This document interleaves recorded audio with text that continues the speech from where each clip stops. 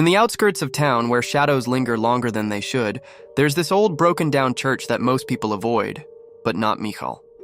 Every single day, he'd make his way there, past the creaking iron gates, through the overgrown pathway, just to pray. The church wasn't like others.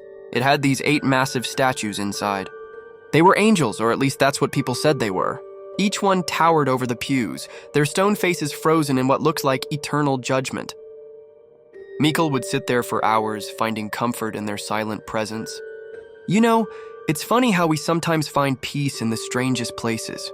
For 3 years, this was Michal's sanctuary, until that one particular evening when everything changed. He was kneeling there, like usual, when he heard it, a whisper.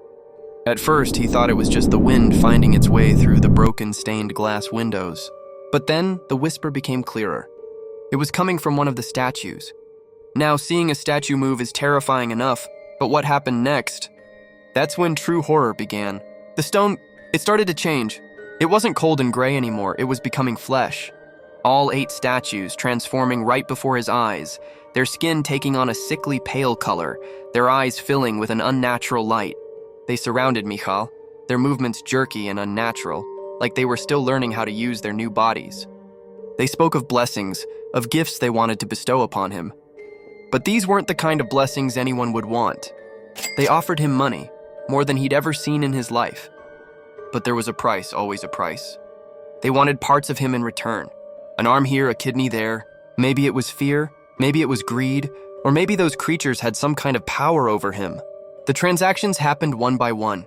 Each time he'd leave with more money but less of himself. It was like a twisted game of trading, where he was both the merchant and the merchandise. They say they found him one morning, slumped over in the front pew. The church was empty, the statues back in their places, looking as stone cold as ever. But Michal, well, let's just say he had given away too much of himself to keep on living. Now the church stands empty, those 8 statues still watching, waiting. And sometimes on quiet nights, people swear they can hear whispers, offering blessings that no one should ever accept.